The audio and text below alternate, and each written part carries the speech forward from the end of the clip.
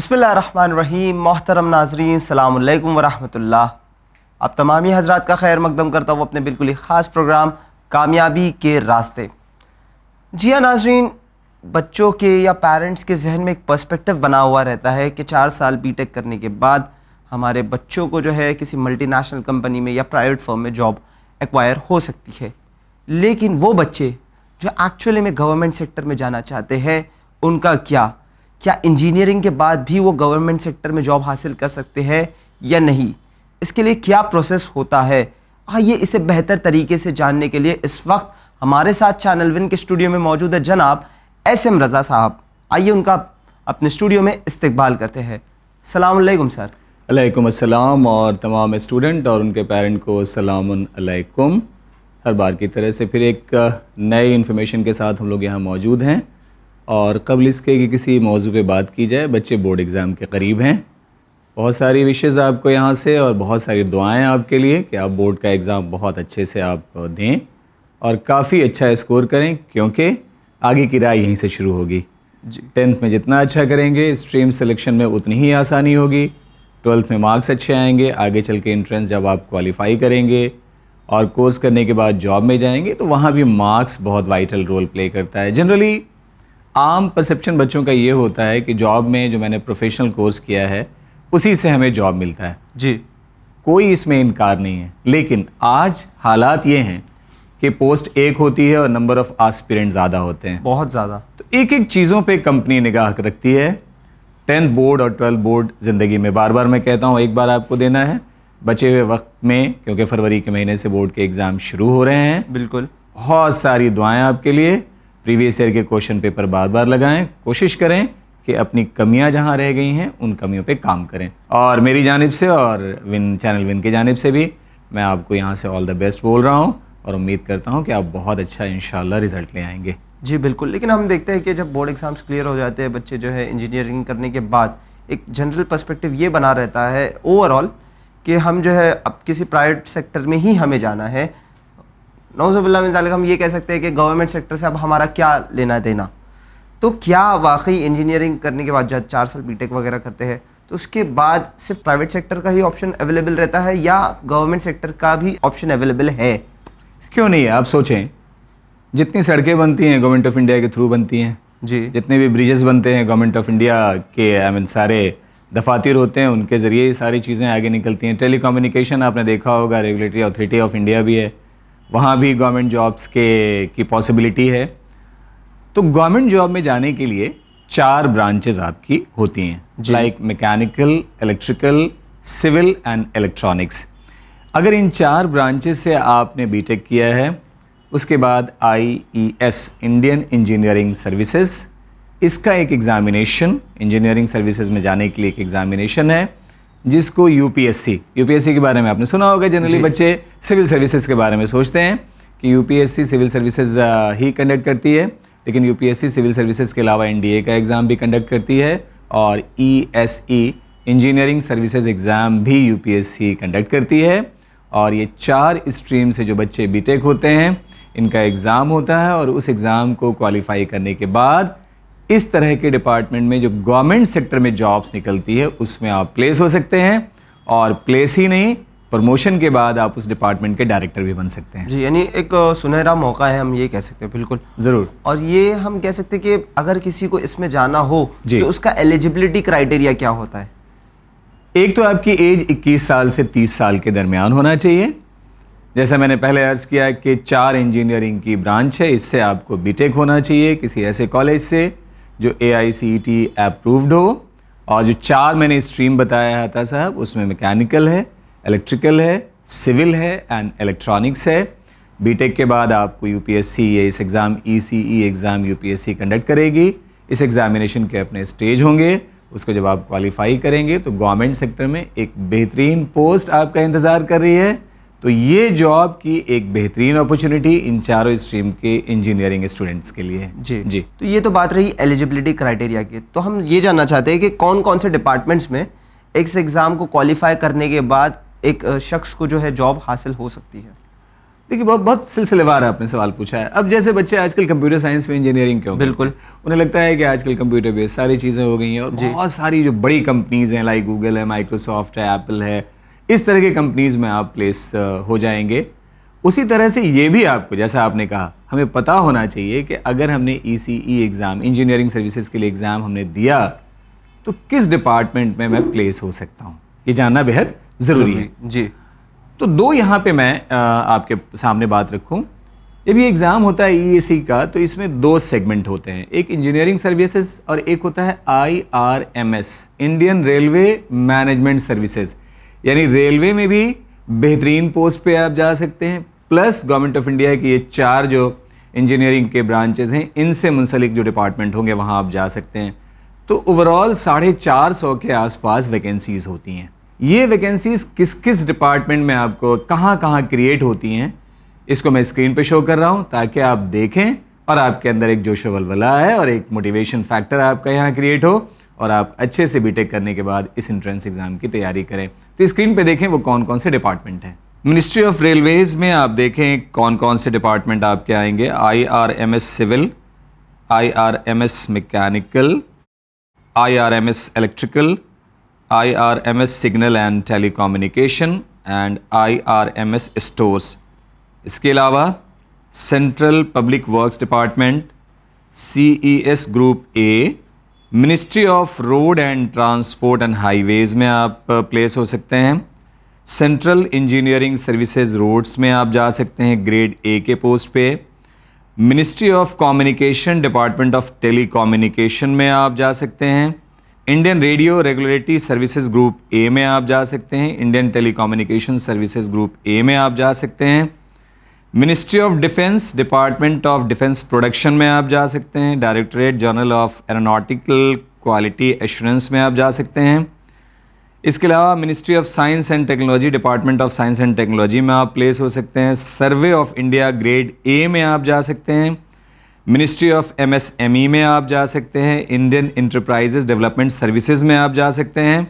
इसके अलावा border road organisation में आप जा सकते हैं। इंडियन नेवी में आपकी प्लेसमेंट हो सकती है। इंडियन नेवल आर्मामेंट सर्विसेज में आप जा सकते हैं। मिलिट्री इंजीनियरिंग सर्विसेज में आप जा सकते हैं।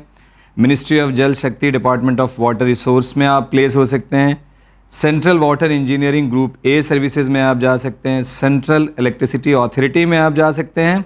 Ministry of skill development and entrepreneurship में आपकी प्लेसमेंट हो सकती है और इंडियन स्किल डेवलपमेंट सर्विसेज में आप जा सकते हैं। तो इतने सारे डिपार्टमेंट हैं जहां आप एक ऑफिसर रैंक पे इस एंट्रेंस के थ्रू जा सकते हैं। तो नाज़रीन, जैसे कि आपने देखा कि इतने सारे ऑप्शंस अवेलेबल है, शर्त यह है कि मेहनत आपको करनी है। तो सर हम ये पूछना चाहेंगे कि ये तो सारी पोस्ट हमने देख ली, लेकिन इसमें जाने के लिए जो सिलेक्शन प्रोसीजर होता है उसके बारे में हम मज़ीद मालूमात हासिल करना चाहेंगे आपसे। देखिए, आप सबसे पहले तो एलिजिबिलिटी क्राइटेरिया मैं बताऊं कि आपको सिंपली बीटेक होना है और 4 जो मैंने ब्रांच का जिक्र किया, mechanical, electrical, civil and communication, telecommunication, electronics and telecommunication से आपको बीटेक होना है। इसके बाद एंट्रेंस एग्जामिनेशन है। जस्ट लाइक सिविल सर्विसेज, यहाँ भी 3 स्टेज हैं एग्जामिनेशन के। जी। पहला प्रीलिम राउंड है, इसमें 2 पेपर होंगे। उन दोनों पेपर को क्वालिफाई करने के बाद मेंस का राउंड होगा, अगेन वहाँ 2 पेपर होंगे। उस पेपर को क्वालिफाई करने के बाद आपका इंटरव्यू होगा और मेंस और इंटरव्यू के मार्क्स को क्लब करके आपकी मेरिट बनेगी और उस मेरिट के बेस पे आपको ये सारे डिपार्टमेंट अलॉट होंगे। तो एग्जामिनेशन का पैटर्न कमोबेश वैसा ही है जैसा सिविल सर्विसेज में है। सिविल सर्विसेज में मेंस में नंबर ऑफ पेपर ज़्यादा होते हैं, या नंबर ऑफ पेपर सिर्फ 2 हैं, लेकिन पैटर्न वही है। प्रीलिम राउंड आपको क्वालिफाई करना है, मेंस करना है, देन उसके बाद इंटरव्यू।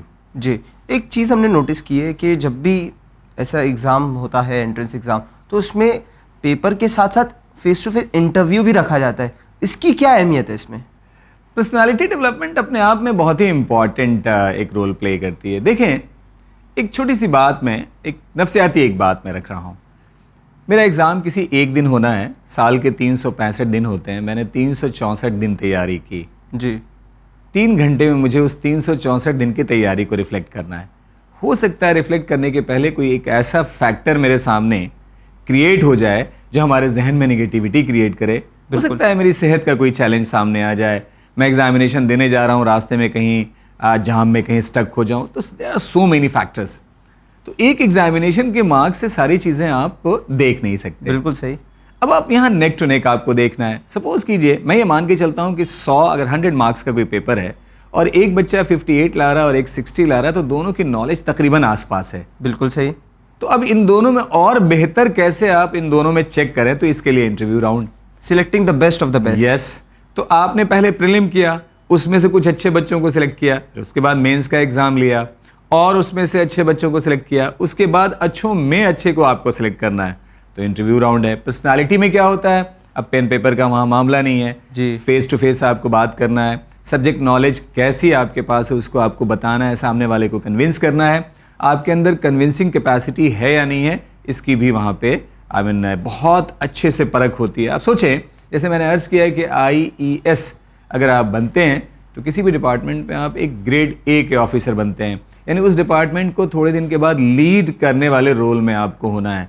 तो आपके अंदर लीडरशिप क्वालिटीज़ है या नहीं है, ये एग्जामिनेशन से पता नहीं चलेगा, ये पता ही चलेगा इंटरव्यू राउंड से। जी बिल्कुल। यानी अगर हम मुल्क की खिदमत कर रहे हैं तो इसके लिए बेस्ट ऑफ द बेस्ट को ही वहाँ पे जाना है, होना ही चाहिए। अब जैसे ऑर्डिनेंस फैक्ट्री में मुझे सपोज अगर डायरेक्टर बनना है या असिस्टेंट डायरेक्टर बनना है या डिपार्टमेंट हेड बनना है, तो जब मैं उस पोस्ट पे पहुंचूंगा तो हमारे अंडर में तकरीबन हज़ारों लोग होंगे जो काम कर रहे होंगे। तो ऐसे लोगों को लीड कैसे किया जाए, वो मैनेजरियल स्किल है कि नहीं हमारे अंदर वे ऑफ एक्सप्रेशन है कि नहीं, कन्विंसिंग कैपेसिटी है या नहीं है, वे ऑफ एक्सप्रेशन हमारा पॉजिटिव है या नहीं है। तो ये सब सारी चीज़ें बहुत इंपॉर्टेंट रोल प्ले करती हैं। तो ये सब सारी चीज़ें कहाँ से परखी जाएंगी, इसका एक ही तरीका है कि आप इंटरव्यू राउंड में इसको ले जाके परखें। जी। और जो प्रीलिम्स और मेंस एग्जाम है, तो हम चाहते हैं कि इसका पेपर पैटर्न आप हमारे नाज़रीन के लिए वाजे कर दें एक बार में। 2 पेपर इसमें होंगे।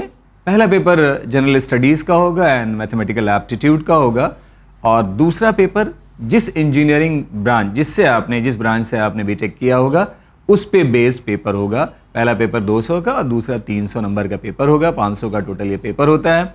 इस पेपर को क्वालिफाई करने के बाद आप मेंस एग्जामिनेशन फेस करेंगे। मेंस एग्जामिनेशन में 2 पेपर आपको देना है, वो दोनों पेपर आपके उसी सब्जेक्ट का होगा जिस सब्जेक्ट से आपने या जिस स्ट्रीम से आपने इंजीनियरिंग किया होगा। लाइक अगर मैंने मैकेनिकल से बीटेक किया है तो 2 पेपर हमें मैकेनिकल के दिए जाएंगे, और इन दोनों पेपर का 300 नंबर का इसका स्कोर होगा, तो 600 नंबर के 2 पेपर आएंगे। उसके बाद यानी 500 का प्रीलिम हो गया और 600 का मेंस एग्जामिनेशन हो गया। मेंस एग्जामिनेशन क्वालिफाई करने के बाद इंटरव्यू राउंड होगा।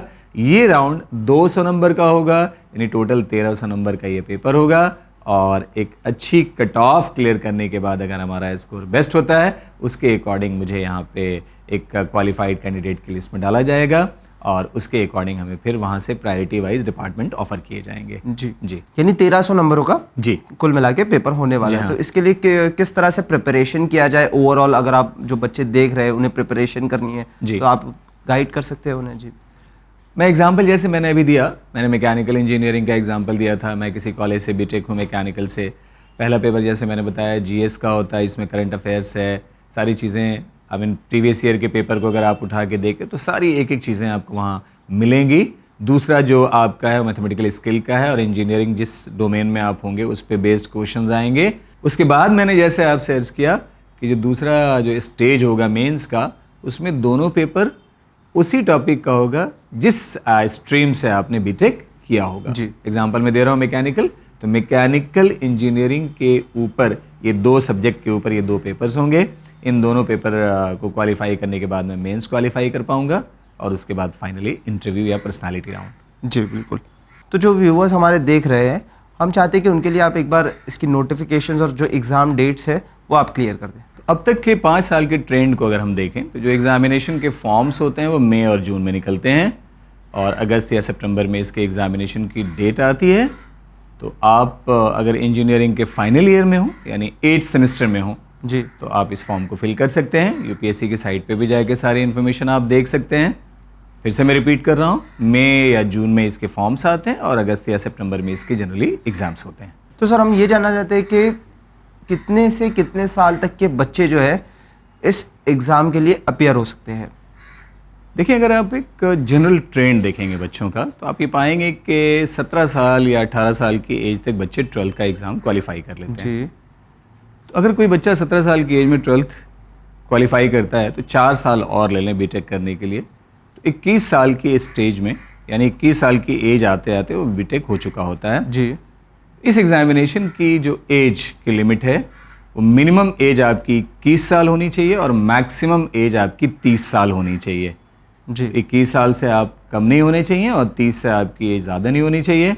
और जैसा आपने देखा होगा कि गवर्नमेंट ऑफ इंडिया ने जो रिज़र्व कैटेगरी के बच्चे होते हैं, ख़ासतौर से ST SC, उनके लिए, और जो फिज़िकली चैलेंज बच्चे होते हैं उनके लिए एज में 3 से 5 साल का रिलैक्सेशन भी रखा हुआ है। तो जनरल कैंडिडेट के लिए, OBC के लिए 30 साल मैक्सिमम, मिनिमम 21 साल है, और ST SC या फिज़िकली चैलेंज जो बच्चे हैं उनके लिए मैक्सिमम लिमिट को 5 साल और इंक्रीज़ किया गया है। जी तो ये एज क्राइटेरिया है।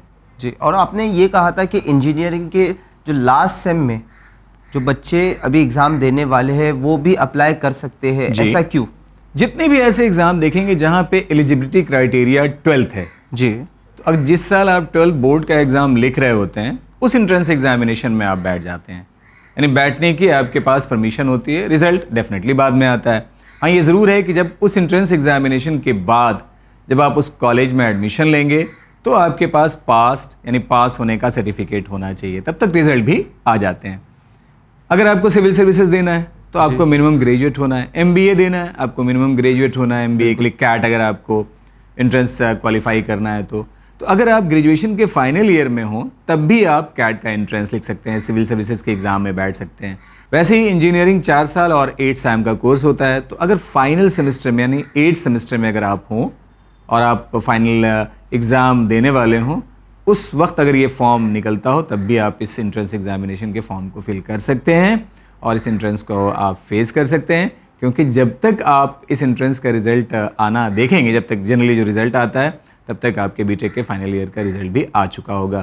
तो अगर आप इंजीनियरिंग ऑलरेडी कर चुके हैं बीटेक तो आप दे सकते हैं, या अगर फाइनल ईयर यानी 8th सेमेस्टर में है तब भी आप इस एंट्रेंस एग्जामिनेशन को फेस कर सकते हैं। जी, यानी हम ये देख सकते हैं कि गवर्नमेंट खुद चाहती है कि बच्चे ऐसे स्ट्रीम्स में, ऐसे कोर्सेज में अप्लाई करे, लेकिन ये हम ये कह सकते हैं हमारी लैक ऑफ नॉलेज है कि हम ये सब जानते ही नहीं है। अक्सर जो है पेरेंट्स इस चीज़ को नहीं जानते, वो समझते हैं कि पहले बच्चे का पूरा एग्जाम क्लियर हो जाएगा फिर कहीं जाके हम इस बारे में सोचें और फिर कहीं जाके हम इसे अप्लाई करेंगे। ऐसे मेंटालिटी के बारे में आपका क्या कहना है?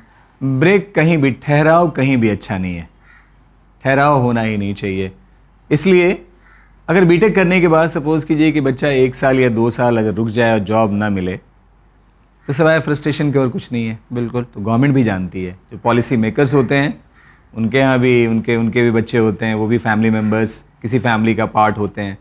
तो जितनी सोशल रिस्पॉन्सिबिलिटीज़ होती हैं उनका पूरा ख्याल वो भी रखते हैं। तो इसलिए हमेशा कोई भी एंट्रेंस ऐसा है जिसकी एलिजिबिलिटी क्राइटेरिया अगर ग्रेजुएशन हो या बीटेक हो, तो जब आप फाइनल ईयर में होंगे, 8th सेमेस्टर में होंगे या ग्रेजुएशन के फाइनल ईयर में होंगे, तब भी आप इस तरह के एग्जामिनेशन को फेस कर सकते हैं।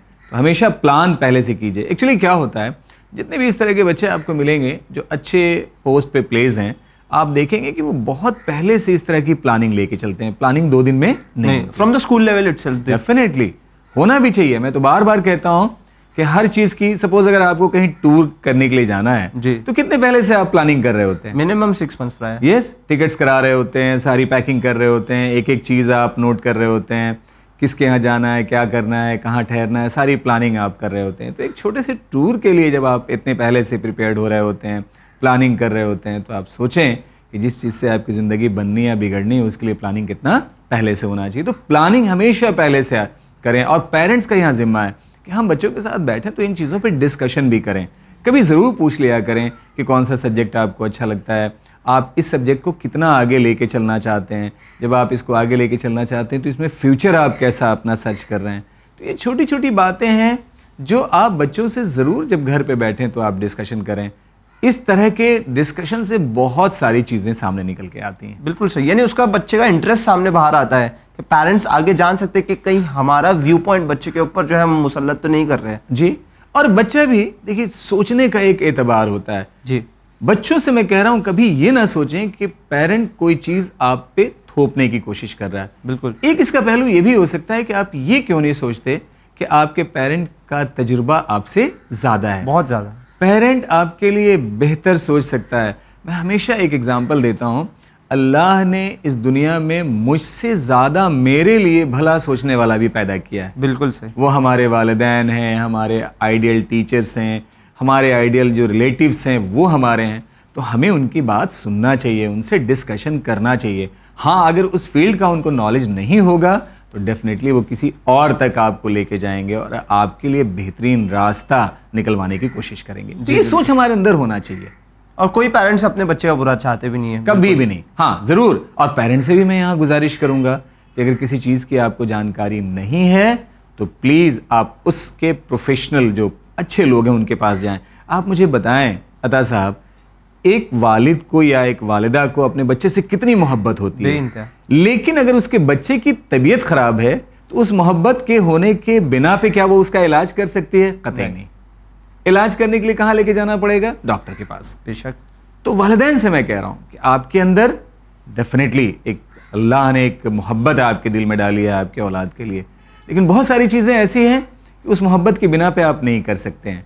किस स्ट्रीम में जाना है अगर आपको नॉलेज नहीं है तो आपको अपने रिश्तेदारी में देखना है कि कौन से ऐसे कामयाब लोग हैं जहां जाके आपके बच्चे की इस्लाह हो सकती है, या नहीं तो मार्केट में बहुत सारे प्रोफेशनल लोग हैं, उन तक आप पहुँचें, स्कूल के टीचर से मिलें, प्रिंसिपल से मिलें, पता करें, अपने बच्चे के शौक़ ज़ौक़ को सामने रखें और इन चीज़ों पे टाइम लगाएं जी, क्योंकि सबसे इम्पॉर्टेंट है, बहुत इंपॉर्टेंट ये चीज़। बिल्कुल। अगर सही वक्त पे ये बच्चे का जो है हम ये कह सकते हैं इंटरेस्ट पकड़ा ना गया तो हो सकता है बच्चे आगे आके उस कैरियर को परस्यू तो कर ले, लेकिन वो चीज़ उसके लिए एक बोझ साबित हो जाए। बिल्कुल सही। हमने एक चीज़ देखा थी कि अल्लाह ने अगर इंसान को बनाया तो हर इंसान अपने आप में यूनिक है। बेशक। तो आपकी कैपेसिटी और हमारी कैपेसिटी डेफिनेटली कहीं ना कहीं अलग तो है। बिल्कुल सही। अब यहाँ पे जज ये करना है कि मेरी कैपेसिटी किस चीज़ के लिए अल्लाह ने बनाई है। ये अगर हमने समझ लिया जी कि हमारा जिस्म, हमारा जहन, हमारा बॉडी कंस्ट्रक्शन किस एतबार से किया गया, हमारी सोच किस तरफ हमें लेके जाना चाह रही है, हमारा जहन क्या चाहता है हमसे, हम किस चीज़ को शौक़ ज़ौक़ से ले रहे हैं, अगर इन चीज़ों को देख लिया जाए तो भरोसा माने किताब में ऐसा कुछ भी नहीं है कि आप पढ़ें और आपको समझ में ना आए। जी बिल्कुल। जिस चीज़ को आप शौक़ से देखते हैं, आप सोचें हम 10 मिनट अगर किताब पढ़ रहे हैं और उस सब्जेक्ट में मेरा शौक़ नहीं है तो 5 पढ़ी हुई लाइन हमें समझ में नहीं आएगी। बिल्कुल सही। लेकिन 3 घंटे की अगर कोई डॉक्यूमेंट्री आपको दिखा दिया जाए जिसमें आपका शौक़ हो तो वो 3 घंटे डॉक्यूमेंट्री देखने के बाद अगर मैं आपसे पूछूंगा तो पूरे 3 घंटे आप बैठ के हमें एक्सप्लेन कर सकते हैं। इंटरेस्ट होना चाहिए, इंटरेस्ट होना चाहिए। जहन दोनों में अलग अलग आपका नहीं था, दोनों में जहन सेम है, बॉडी की बनावट सेम है, हर चीज़ सेम है, फ़र्क सिर्फ पैदा हुआ है आपके इंटरेस्ट से। जी इंटरेस्ट को देखना है बच्चों के और लगाएं। और जैसा जैसे प्रोग्राम के शुरू में अता साहब ने बताया, इंजीनियरिंग करने के बाद सिर्फ प्राइवेट सेक्टर में जॉब नहीं है, गवर्नमेंट सेक्टर में भी जॉब्स हैं, अच्छी पोस्ट आपका इंतज़ार कर रही है। इसके लिए जो एग्जामिनेशन है, जो सर्विसेज हैं, इंडियन इंजीनियरिंग सर्विसेज IES, और इसके लिए EAC एक एग्ज़ाम होता है जिसको UPSC कंडक्ट करती है। 4 स्ट्रीम हैं, mechanical, electrical, civil and electronics and communication. इन चारों से आपको बीटेक होना है। बीटेक होने के बाद इस एग्जामिनेशन को फेस करना है। फेस करने के बाद गवर्नमेंट ऑफ इंडिया के जितने सारे डिपार्टमेंट इस स्ट्रीम से अटैच हैं उनमें A ग्रेड की आपके लिए पोस्ट है और उस डिपार्टमेंट में आप प्रमोशन के बाद डिपार्टमेंट के डायरेक्टर पोस्ट से आप रिटायर्ड होंगे। आपने सुना होगा चीफ इंजीनियर। बिल्कुल सही। यही लोग हैं जो चीफ इंजीनियर बनते हैं।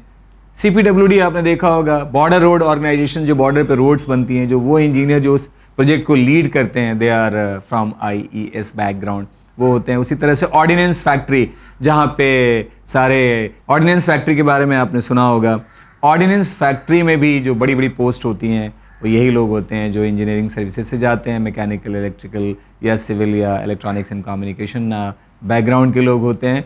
तो अच्छे पोस्ट हैं ये। इस एग्ज़ाम के बारे में जो बच्चे बीटेक कर रहे हैं वो ज़रूर सोचें। जी बिल्कुल। बहुत बहुत शुक्रिया सर आपका कि आपने एक बेहतर अंदाज से हमारे व्यूअर्स को, ख़ास करके जो यंगस्टर्स हैं जो इस वक्त बीटेक दे रहे हैं, उनके लिए एक नई राह हमवार की जो शायद वो नहीं जानते थे। हम आपके शुक्रगुजार हैं कि आपने अपना कीमती वक्त हमारे व्यूअर्स के लिए दिया, हमारे लिए दिया।